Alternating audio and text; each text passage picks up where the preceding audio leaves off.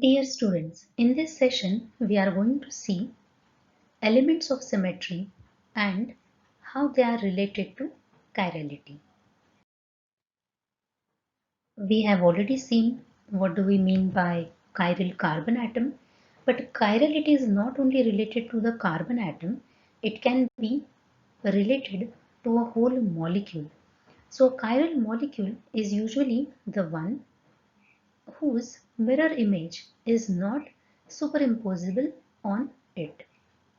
And we have seen such compounds are optically active, that is, they rotate the plane of polarized light. Optical activity as well as chirality, they are deeply connected to the molecular symmetry. So today we are going to see different elements in which symmetry can be expressed and how it is related to chirality. We have already seen what do we mean by chiral carbon atom. It is the atom which is connected to four different groups, and we kept on saying compounds which contain chiral carbon atom, they are optically active. But there are certain exceptions, like there are some examples where compound doesn't contain chiral carbon atom. For example, allenes. Allenes contain these two consecutive double bonds, and terminal carbon atoms are containing different substituents, but these are not four different substituents. So this compound doesn't really contain a chiral carbon atom, but you can see this compound can be present as isomers and their mirror images are not superimposable on each other. So this is chiral molecule as a whole. It doesn't depend upon only chiral carbon atom to be present for this compound to show optical activity. Another example, we have biphenyls which show a trop isomerism. Now this is biphenyl which contains two phenyl rings or two benzene rings which are directly connected to each other. There is no bridge carbon atom. Now if such compound is ortho-substituted and because of restricted rotation of this bond and bulkier steric hindrance also created because of this ortho substituents crowding, this compound is forced to have some groups above the plane, some in the plane or even below the plane. So such compounds also, they show optical activity though they do not contain chiral carbon atoms. It is because they have axial asymmetry. So understanding elements of symmetry and how it is related to chirality is very important. Though there will not be any chiral carbon atom, still if compound is asymmetric, it will show optical activity. And this optical activity we can measure in the form of specific rotation, which is nothing but the observed rotation in the degrees, because we need to see the angle amount of degree with which there has been a rotation of the light. So this observed degrees of rotation divided by concentration expressed in grams per ml multiplied by path length. Now this is the length of the tube in which sample is placed. So usually 10 centimeter, that is 1 decimeter, or 20 centimeter tubes are available. Observed rotation divided by concentration into path length will give you specific rotation. So let's discuss the core topic. There are four elements, major elements of symmetry, which are important in stereochemistry: plane of symmetry, center of symmetry, simple axis of symmetry, and alternating axis of symmetry. Now if anybody wants to check whether any compound contains these elements or not, they need to perform symmetry operation. So plane of symmetry can be checked by performing symmetry operation called as reflection. Center of symmetry can be checked by performing symmetry operation called as inversion, whereas these both axes of symmetry can be checked by performing symmetry operation called as rotation. So if any compound, any chemical compound or any physical object, if they possess any of these symmetry elements, these will be called as symmetric objects and they are usually achiral. Whereas if any compound or any object is lacking any one of them, they will be called as asymmetric and they are usually chiral in nature. They will be optically active. Let's discuss them one by one. Plane of symmetry is denoted by sigma, and on the 3 dimensions you can show it as a mirror or plane which can be passed at various angles through the molecule. But on 2 dimensions you can simply draw a single dotted line to show if any compound is possessing plane or not. And I told you it depends upon reflection. So how do we check it? If the object contains any such plane which can divide it into two symmetrical halves. Now this need not be only vertical, it can be horizontal also, diagonal also. Plane can be from all the sides, in all the directions. So if any plane is present which can divide that object into two equal halves, such that one part is a reflection of the other, then it is said to possess plane of symmetry. So this conical flask, even human body, table, chair, cube, any such symmetric objects, try to draw such lines from it and then see whether the two parts which are resulting, whether they are mirror images of each other or not. If they are, then these molecules possess, or these compounds possess plane of symmetry. Whereas, see, every stereochemistry book will give you this image of palm. So if you try to divide our palm into two parts, you know they will not match with each other, because we have a thumb on one side and this last finger. They will not be mirror images of each other. So this doesn't possess plane of symmetry. Similar is the case with human ear. Now look at chiral carbon atom. If you draw a plane in all the possible directions, you can see it is not able to divide the compound into two equal halves because all the groups are different. That is why they are not reflecting on each other. So they lack plane of symmetry. So usually such symmetric objects, now as a whole, those who possess plane of symmetry look at the object as a whole, place a mirror and see its mirror image. They will be superimposable on each other.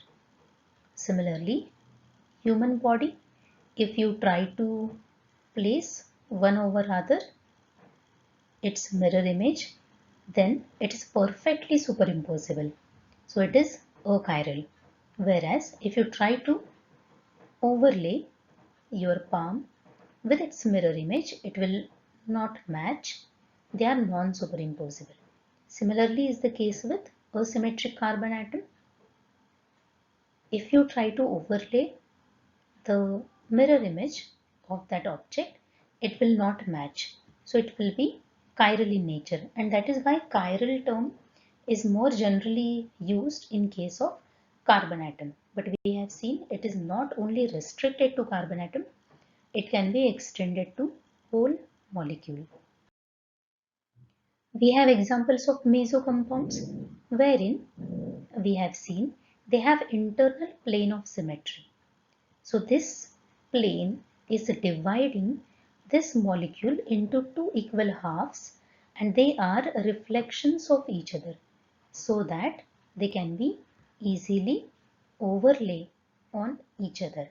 Such compounds are mesocompounds, and though they contain chiral carbon atoms, they are still optically inactive because they consist of plane of symmetry, internal plane of symmetry. Next symmetry element is called as center of symmetry. It is nothing but a point through which, if you draw all possible lines and you are meeting same atoms on same distances. So suppose this line is drawn from this center. We are meeting here CH3, we are meeting here again CH3. If you draw another line, same distance we have H, here also we have H. Similarly, we can draw a line passing through CO, we can draw a line passing through NH. We are meeting same atoms. So this trans derivative of dimethyl diketo piperazine is possessing center of symmetry. But here, in case of cis isomer, if you draw a line, then if this is the center, on one side we have CH3, but on another side we have H. So they are not matching. If you draw a straight line from CO, we are getting the same atom. NH also we can draw a line. But if you draw a line from H to CH3, we are not meeting same atom. So when all the straight lines which can be drawn through a center, they meet identical atoms at equal distance, then only it will possess center of symmetry. So this cis isomer of dimethyl diketo piperazine, it is not having center of symmetry, so it is optically active. Whereas trans isomer, it possesses center of symmetry, so it is optically inactive. It relies on the fact of inversion. Here you can invert the groups. Every time you need to pass a group through this center and it will meet the same group on the other side at the same distance. So you can invert them, you can exchange them, you will get a same compound. Next is simple axis of symmetry, which relies on the rotation. So it is denoted by Cn, and this n signifies the angle through which we are rotating it. So if n is 1, it is called as one-fold, noted as C1. If n is 2, then it is called as two-fold axis of symmetry.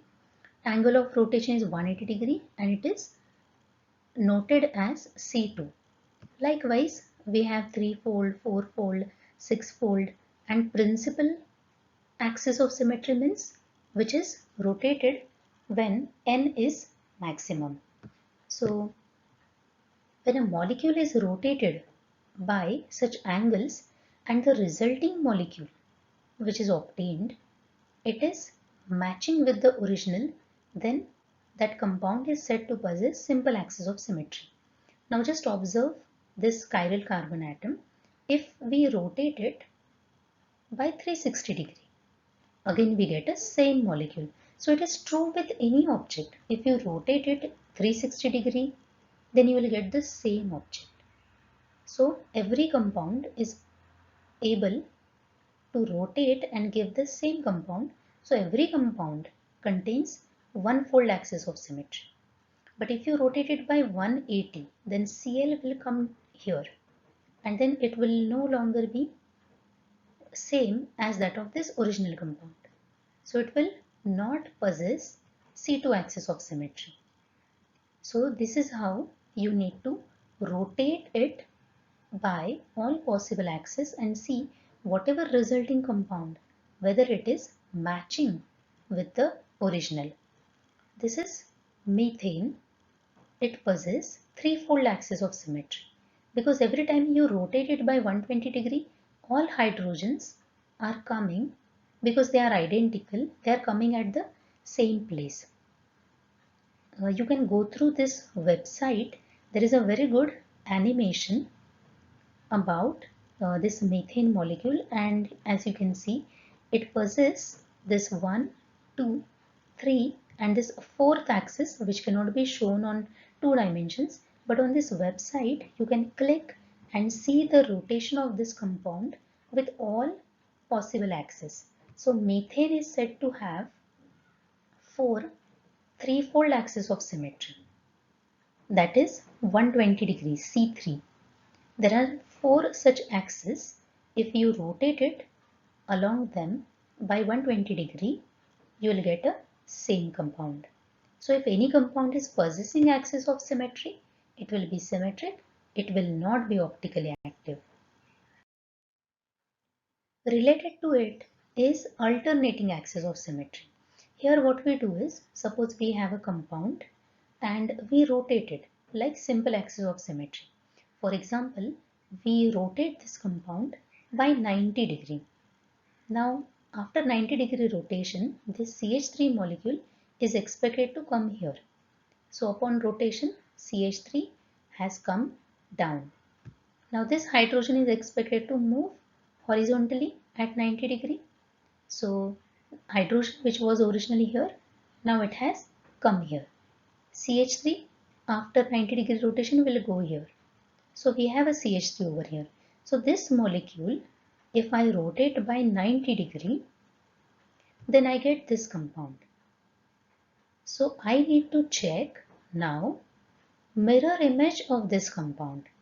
Now this compound has this mirror image, that CH3 is matching with CH3, this H is matching, CH3 is also matching here, H is also matching. So this mirror image upon rotation, this mirror image, whether it is identical to the original molecule, if it is, then that compound is said to possess alternating axis of symmetry, SN. It says when you turn the molecule by 360 degree divided by N. So here we have taken 90 degree. So N is 4. This is S4 axis of symmetry, followed by this rotation, followed by reflection in a plane perpendicular to that axis, brings the molecule indistinguishable from the original. Then it will possess alternating axis of symmetry. So in this case, if you compare this with this reflection after rotation, both are same. So it is possessing S4 alternating axis of symmetry. Whereas if you look at this compound, it is similar to the earlier one, but we have introduced here 2 different groups. So upon 90-degree rotation, this C is expected to move here. So this carbon is present over here, hydrogen is on the left hand side, hydroxyl is on the right hand side. Now if you see its mirror image, we know OH should face OH, hydrogen should face hydrogen, this hydrogen should face this hydrogen. So this is a perfect mirror image. Now if you try to compare this mirror image with the original molecule, you know they are now not same, because in the original molecule hydrogen was on the left hand side, but now because of reflection it has come on the right hand side, whereas hydroxyl was on the right hand side, now it has come on the left hand side. So this molecule is not same as this compound is not possessing alternating axis of symmetry, so it will show optical activity, it will be chiral in nature. There was a lot of confusion between two terms, asymmetry and dissymmetry. It happened because the original lecture of Pasteur, it was in French and he used the term dissymmetry. But when it was translated to English, it was translated as asymmetric. And for many years, uh, asymmetric and dissymmetric, these two terms were considered same, but they are not same. Pasteur used dissymmetric term for tartarate crystals because he was knowing that they possess threefold axis of symmetry as well as twofold axis of symmetry. That is why he said dissymmetric compounds may or may not contain simple axis of symmetry. Alternating axis of symmetry is absent, but simple axis of symmetry can be present. Whereas asymmetric is the term which should be used when all the symmetry elements are absent, including alternating axis as well as simple axis. Symmetric, all the axes or any one of the axis will be present and any one of the elements of symmetry will be present. It will be usually optically inactive whenever symmetry will be there. But asymmetric and dissymmetric both are usually optically active. Just the fact that asymmetric will lack all the symmetry elements. Dissymmetric may or may not contain simple axis of symmetry. There is a very good article written by Saha and Chakraborty in 2012, which you can read for further explanation. So these are some sources of images used in this presentation. This was the article I was telling you. Dissymmetry and asymmetry, a hopeless conflict in chemical literature. It was published in 2012. And you can visit this website to see all the axes of symmetry for methane. Next, we are going to see some ways to represent stereoisomers, that is Newman, Sawhorse, Fisher and flying wedge projections. Till then, take care. Goodbye.